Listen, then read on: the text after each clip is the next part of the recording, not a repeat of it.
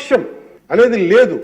ప్రతిపక్షంగా ఉండాల్సిన వాళ్ళు ముఖం చాటేస్తున్న ఈ సందర్భంలో అధికార పక్షం ప్రతిపక్షం. వాళ్ళని అడుగుతా ఉన్నాను, జగన్మోహన్ రెడ్డి గారు సమస్యల మీద అసెంబ్లీ వేదికగానే మాట్లాడతా అని చెప్తా ఉన్నారు.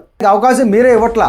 ఎలాగంటే ఏపీలో ఉంది 4 ప్రధాన పార్టీలు, దాంట్లో 3 పార్టీలు కూటమిగా వాళ్ళ ప్రభుత్వంలో ఉన్నాయి. మిగిలిన ఏకైక పెద్ద పార్టీ వైఎస్ఆర్ కాంగ్రెస్ పార్టీ.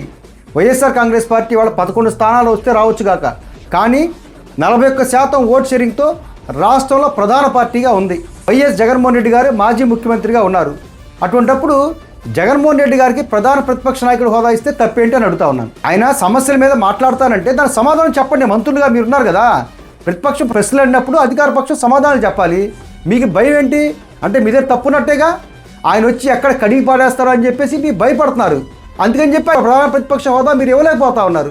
మీరు ఇచ్చి చూడండి, జగన్మోహన్ రెడ్డి గారు వస్తారో లేదో మీకు అప్పుడు తెలిసిద్ది.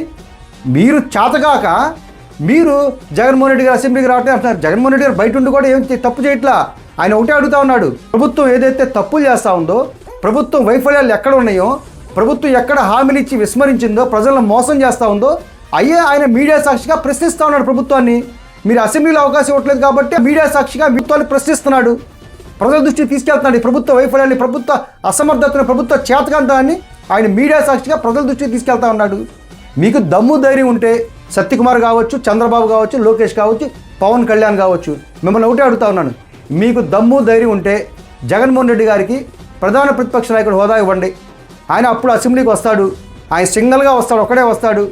మీరు మీ ప్రభుత్వం యొక్క వైఫల్యాన్ని కడిగి పారేస్తాడు.